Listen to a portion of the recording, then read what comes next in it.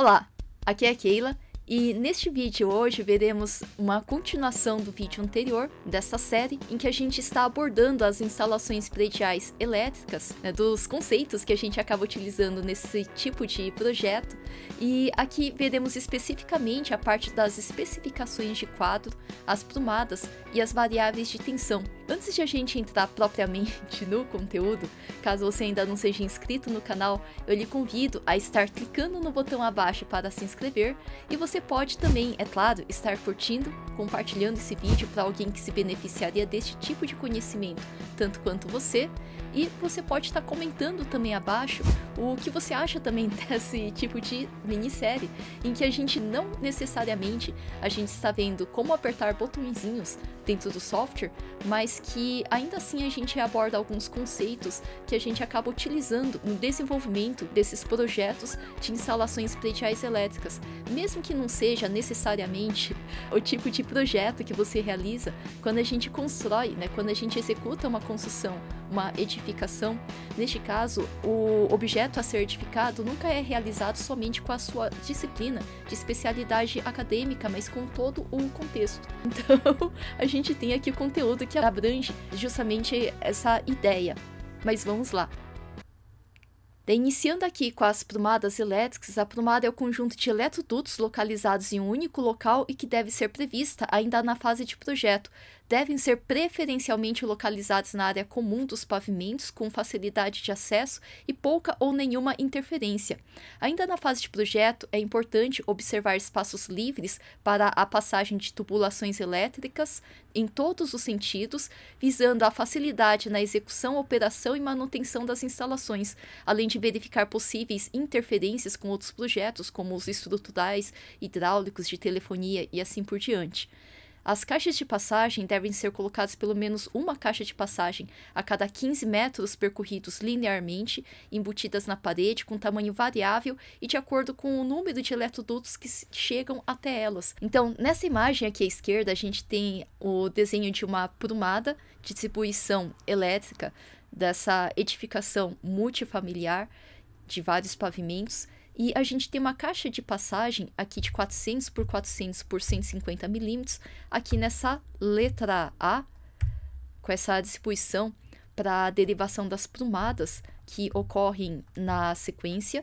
E temos também aqui a caixa de passagem no piso de 600 por 600 por 800 milímetros, com tampo de concreto, dreno em pedra brita número 2, com altura de 20 centímetros. Essa caixa aqui que está localizada logo na entrada do acesso dessa edificação, onde se localizam os quadros dos medidores. Na sequência deles são derivadas as alimentações do quadro de força, que distribui para todos os outros demais pavimentos também a subida, em separado para cada um dos quadros de distribuição. Então a gente tem aqui o quadro de força geral, na sequência aqui das áreas comuns. Daí a gente tem aqui esse quadro 1, que ele é colocado aqui nessa subida dessa prumada dos quadros de força desse final, o final 34, 24, 14. Daí a gente tem esse outro quadro, tem essa outra caixa de passagem que vai para o quadro do final 2, que sobe ali para o quadro de força do 12, do 22 e do 32, e inclusive sobe até lá em direção onde fica a chave de boia da região de barrilete e da caixa d'água, e também o controle das bombas de incêndio.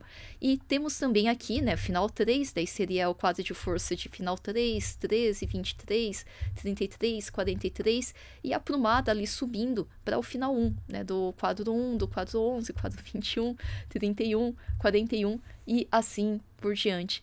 Daí a gente tem a distribuição vindo ali do quadro de medidores e sendo distribuídos para esses finais de prumada. Daí, então, tendo aqui como ideia a gente observar a origem dos circuitos, eles podem ter por origem ou ali a possibilidade do circuito de distribuição que se origina no quadro de medição e alimenta os quadros de distribuição terminais, ou então os circuitos terminais que partem dos quadros de distribuição para os pontos de utilização. Daí a gente tem aqui um esquemático da entrada que vem ali da rede pública de baixa tensão, vem ali derivando da rede pública de baixa tensão através do ponto de derivação, deriva e vem para dentro do lote, e entrando dentro do lote através do ponto de entrada, através do ramal de entrada, imediatamente entra ali no quadro de medição. Através dessa caixa de medição, onde fica o medidor, automaticamente ali adiante, adjacente a esse medidor, ele passa para o dispositivo geral de proteção com o cabo de cobre no aterrado ali na sequência.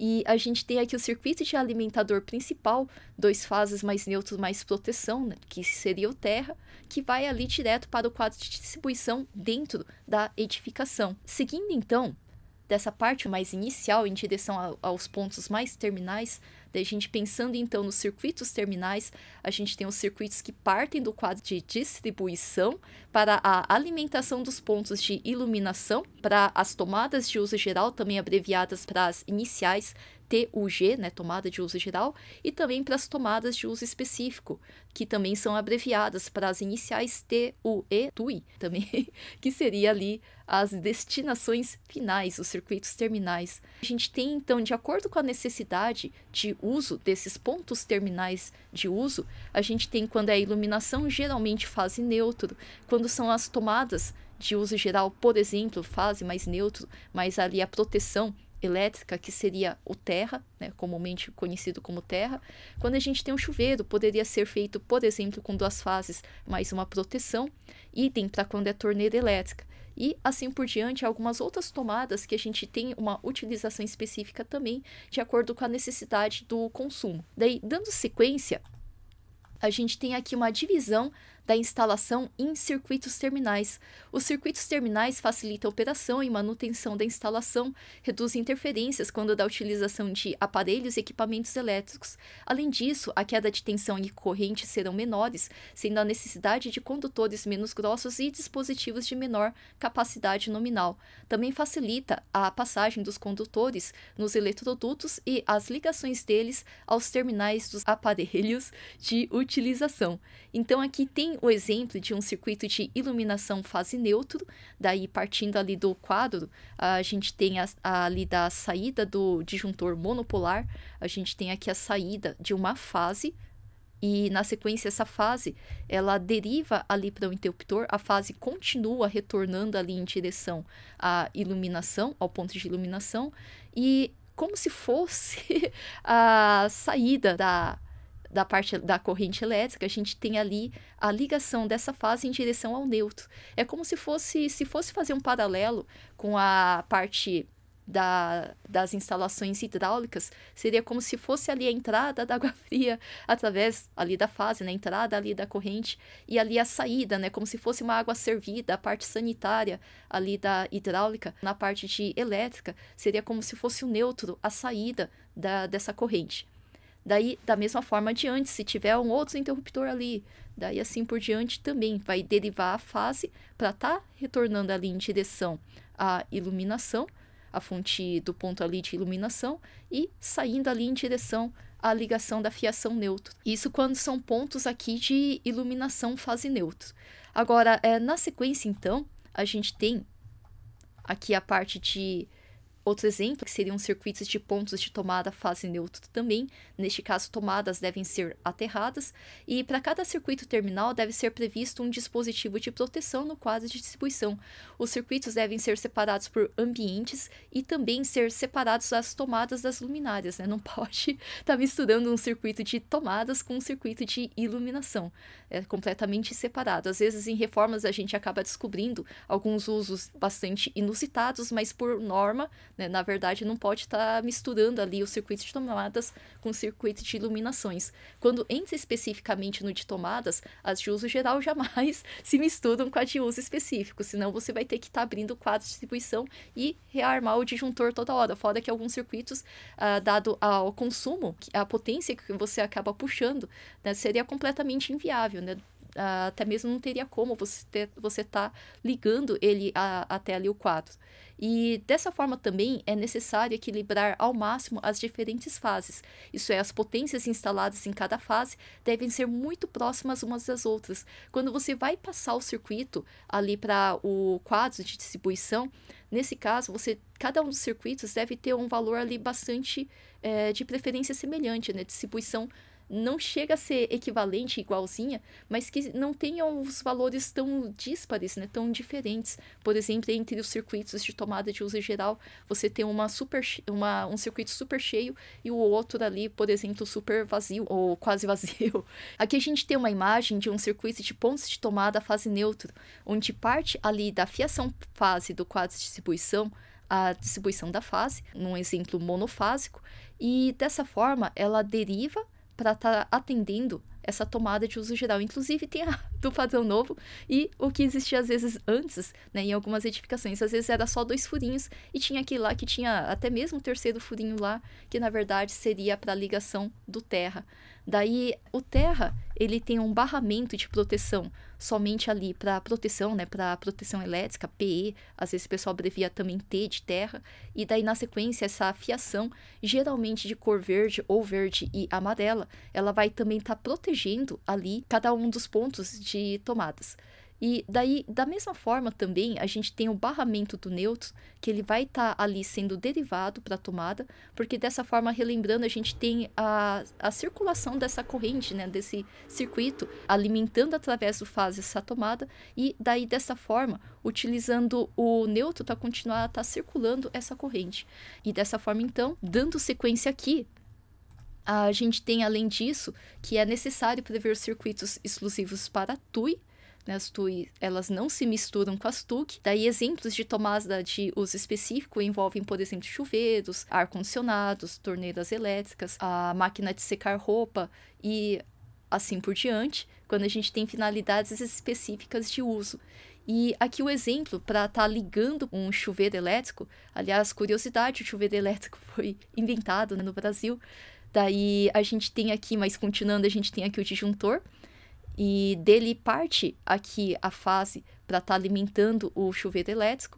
Daí a gente tem também, né, se for 2 fases, né, fase e fase, neste caso também parte, mais uma outra fase ali para estar alimentando esse chuveiro. E também a gente tem a proteção dele. Dessa forma a gente tem a ligação do chuveiro em direção ali ao quadro. Quando a gente tem um circuito de, por exemplo, ali de tomada de uso específico de secadora de roupas ou algum equipamento semelhante a ele, a gente tem um circuito de ponto de tomada de uso específico, TUI, aqui com o uso de fase e neutro. Daí, quando a gente tem o fase neutro, daí parte ali do disjuntor, ali a fiação fase para a tomada que fica ali na área de serviço, para uso da máquina de secar ou equipamento que consuma um valor maior.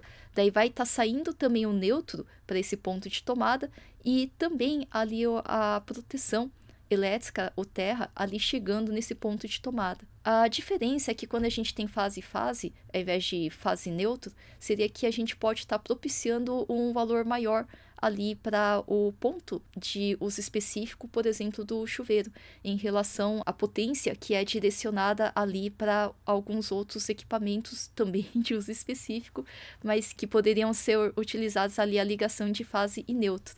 Daí, dando sequência, a gente tem aqui a potência por circuito. Os circuitos terminais devem obedecer os seguintes limites que estão nessa tabela, sob o risco de superaquecimento dos cabos, variação na tensão ou inclusive desarme do disjuntor. Daí existe bitola mínima do fio em função do circuito para a tensão, aqui o exemplo de 127 volts, e daí varia de acordo com a carga instalada por circuito. Daí, por exemplo, se a carga instalada naquele circuito, que vai ser ligada num disjuntor, ali no quadro de distribuição, daí for até o valor máximo ali de 1.900 watts, daí neste caso, o diâmetro mínimo do fio, do circuito, ele vai estar obedecendo no mínimo 1,5 milímetros quadrados. Daí, quando a gente tem a carga instalada no circuito que varia de 1910 a 2600 watts, daí nesse caso o diâmetro mínimo do fio seria 2,5 milímetros. É bastante usual, né, o pessoal inclusive usar esse 2,5 para tudo, né, dessa faixa aqui até o limite de 2.600, já que seria o mínimo, e se necessário você pode estar utilizando um pouquinho maior, né, lembrando aqui é o valor em milímetros quadrados. Daí a gente tem aqui, por exemplo, continuando 2.610 a 3.200 watts, daí seria 4 milímetros quadrados, relembrando isso para circuito para tensão de 127 volts. e assim por diante, seguindo aí a tabela até o limite máximo de até 5.000 watts em um circuito. Dessa forma, pela norma, inclusive, a gente teria o valor de diâmetro mínimo da fiação de 10 milímetros quadrados. Lembrando que 10 milímetros quadrados, né, 10 milímetros seria igual a 1 centímetro quadrado. Mas vamos dar sequência.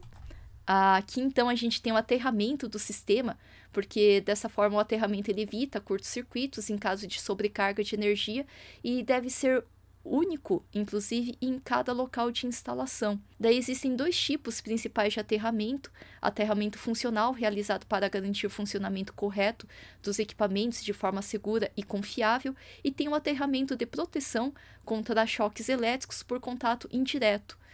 Daí, muitas vezes, a gente tem a formação de arcos, né? Então, dessa forma, se a gente tem esse aterramento de proteção, a gente evita esses choques que acontecem em contato indireto, né? Evita o arco elétrico. Daí, durante as atividades de manutenção também poderá ser feito um aterramento de trabalho provisório.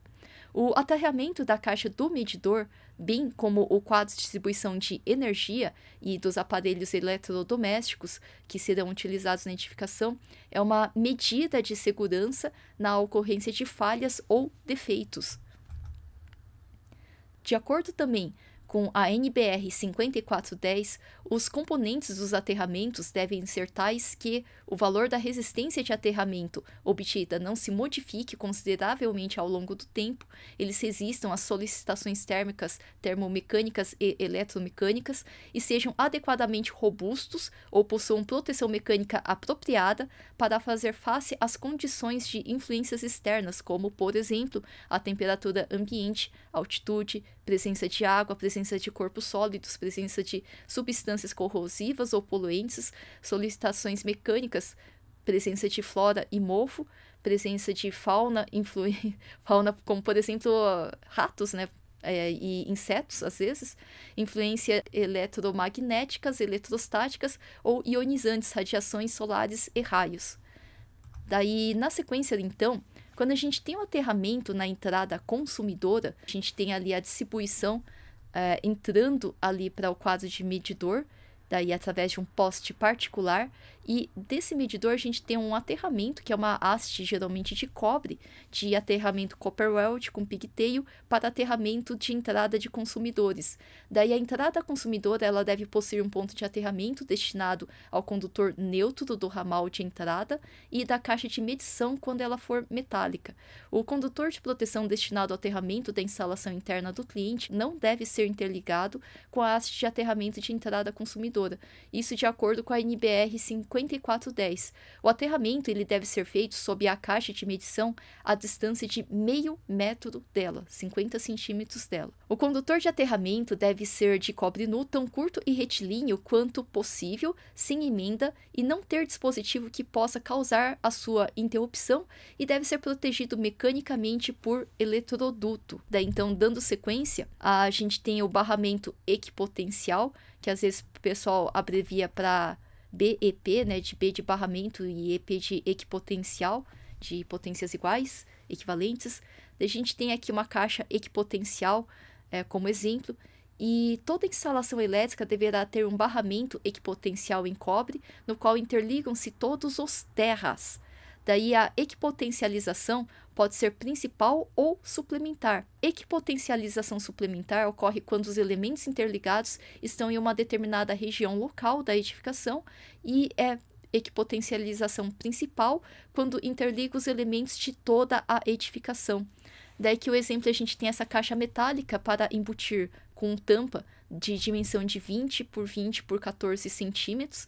Daí a gente tem o terminal de pressão e a placa de cobre na sequência aqui montando o quadro. Daí, visto aqui em corte, essa parte onde estão os aterramentos, ela não toca, essa plaquinha ela não toca a parte de trás, porque ela tem o isolador de baixa tensão, e cada um dos aterramentos, ele tem ali a sua interligação própria.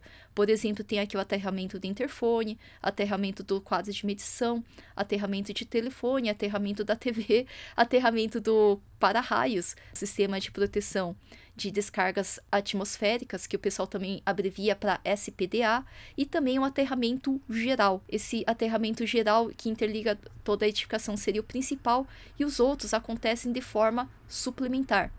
Daí, na sequência, a gente tem também o aterramento do quadro de distribuição. O quadro de distribuição ele deve ter aterramento próprio, e o aterramento desse quadro de distribuição de energia, para realizar o aterramento dela, a fiação do terra deverá ir do barramento equipotencial das instalações, ou seja, daquele barramento equipotencial, ele vem ali o terra do barramento, e daí na sequência ele entra dentro do quadro de distribuição, e dessa forma ele depois do quadro vão se iniciar ali os circuitos em direção, ali os circuitos terminais em direção aos pontos de consumo, seja tomada, iluminação e assim por diante.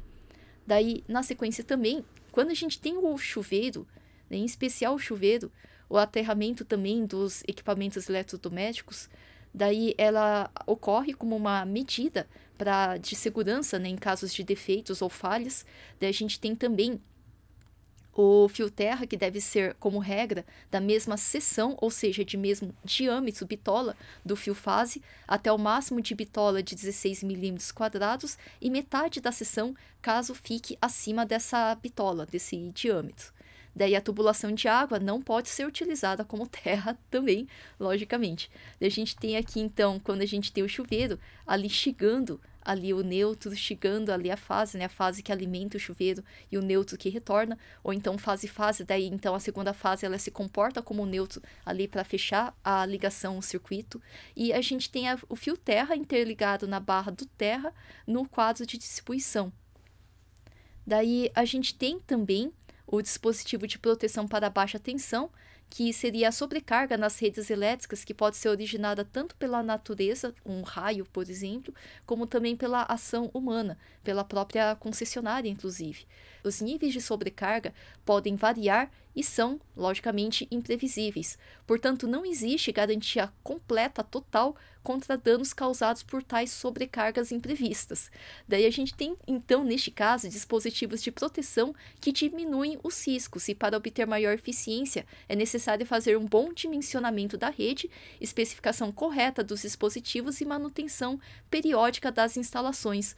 Os dispositivos eles são de proteção para as instalações ou de proteção para as pessoas na edificação. Os para-raios, por exemplo, é específico para a proteção de pessoas e não protege equipamentos, que geralmente inclusive queimam.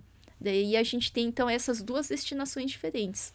Daí, dando sequência, a gente tem aqui, pensando nesses dispositivos, os dispositivos de proteção para baixa tensão mais comuns são os disjuntores termomagnéticos, que servem para proteger a instalação em casos de curto-circuitos ou sobrecarga, e cada circuito terminal da instalação deve ser ligado a um disjuntor termomagnético, que muitas vezes o pessoal abrevia para DTM, disjuntor termomagnético.